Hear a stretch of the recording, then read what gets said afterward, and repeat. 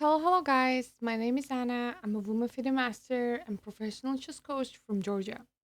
So today we're going to talk about Scotch Gambit. And guys, you can check the previous videos. Those were about the Scotch game, the three parts. And today we'll talk about the Scotch Gambit. And first, let me guys show you what the Scotch Gambit it is and what is the difference between the Scotch Gambit and Scotch game.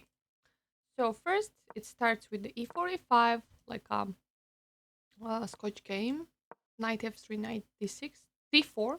This is the Scotch game, and after taking, if we take, this is the Scotch game again, and if black takes and we play bishop c4, this is the Scotch gambit. So it's really interesting opening, and mostly the idea of this gambit is the same like to other gambits too, like to develop fast and castle first and create some attack. And yes. So here the black have a couple of moves. Let's say they have the knight f6 move, they have bishop c5 move, bishop b4 check, bishop e7, h6, d6. Well, there is a lot of options, a lot of moves, but let's talk about the moves what we will mostly get and what is like popular and good, and also the moves which are not good, and we can punish our opponents for that. So let's first talk about the knight f6 move because we will see this a lot. It's the knight f6, and against this, white have two good options. One, castle is a good option too, but e5 is kind of the better option, in my opinion. In my opinion, and especially in the beginner level, because mostly people don't know how to play against it, and it can be the good weapon against the players who are rated like 1200 and below, or even like 1000 and below. So yes, so against e5, black have a couple of options. One, the best move for black is d5, but here is also the knight g4 move, and here is also the knight e4 move. And let's also talk a little bit about those moves. So if black goes knight e4, white have again a couple of options. They have bishop d5, which is not a bad move. They have queen e2, which is not a bad move too. And here's also the east castle, which is interesting, and it's also kind of like a trapping move, because right now if black will have mistake and if they play bishop c5, white can do queen e2, and this knight is hanging, and as you see guys, there's no way to move this knight because it's trapped. It can go there, can go there, can't go, can't go, can't go, can't go, can't go. And also black can't play d5 because after en passant it's still pinned and we will still get the knight. So in this case black will lose the knight because bishop took the knight square on the c5. So that's about the castle. But they have the best move, which is d5 here. For black, the best move is d5.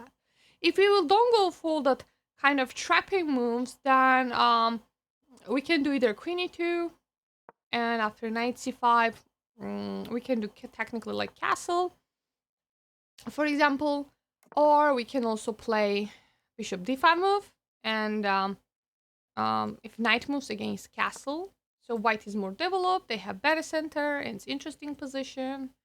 And yes, um, if black plays after e5, knight g4, against knight g4, we do the same thing with castle.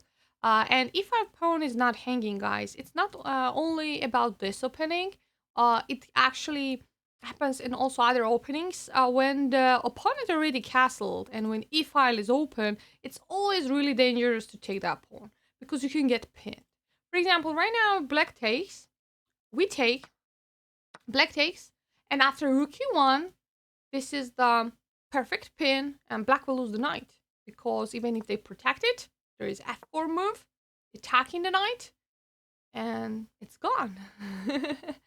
So it's really dangerous to take the pawn when already opponent castled, and it can be continued by rook e1, and we can get pinned. So for black, the better option is to develop the bishop, but even this way, it's like, okay, good playable position for white too. Like they have the rook e1, they have even the bishop f4, because now this is already hanging because the line is blocked by the bishop, so it's important to protect it. So, for example, rook e1, and if black castles, h3.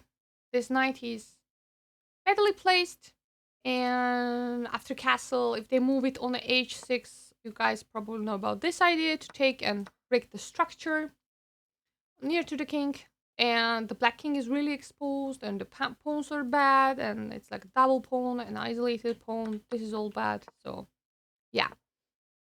But the best move for black instead of castling is d6.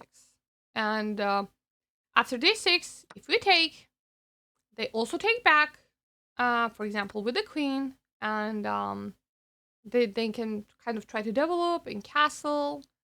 And this is the interesting position. But white also have like b3 idea with the bishop a3 and attacking this.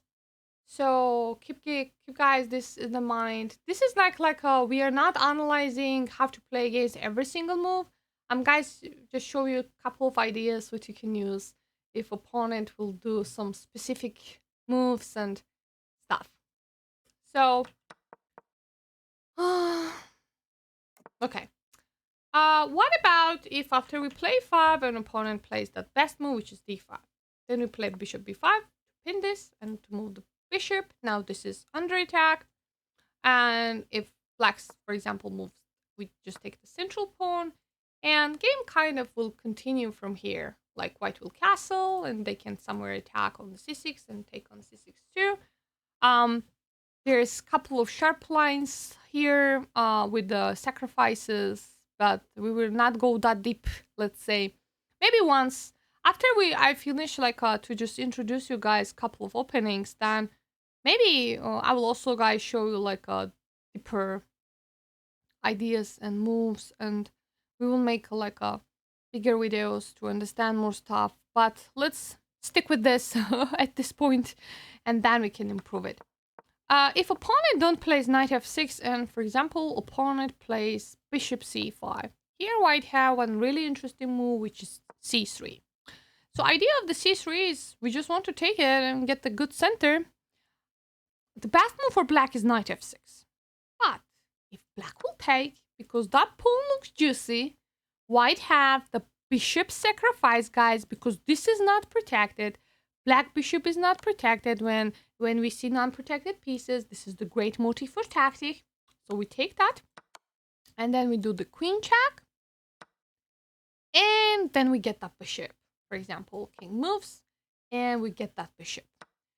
If black takes our pawn, we take, and even if black have the extra pawn, the black king can't castle anymore. This diagonal is weak. We will castle soon.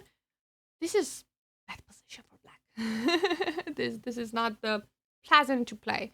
So remember, guys, non-protected pieces are great motive for tactic. And also remember about the sister move, which is like a really cool move. Even if black plays knight f6, this will be transposed to the Italian game position. If you noticed, guys, it will, like, there is a lot of transposes during the openings, and that's really insane how one opening can transpose to completely different opening. And if you guys want to see how to continue from here, check Italian game positions, and remember this position, guys, and I will show you how you can get the same from the Italian game.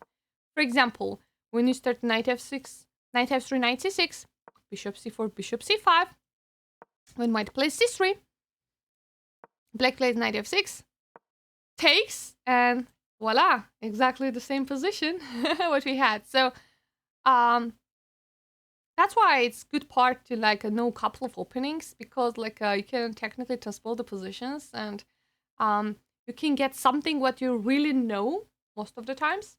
So you guys can check the Italian game video, which is already uploaded, and how to continue from here.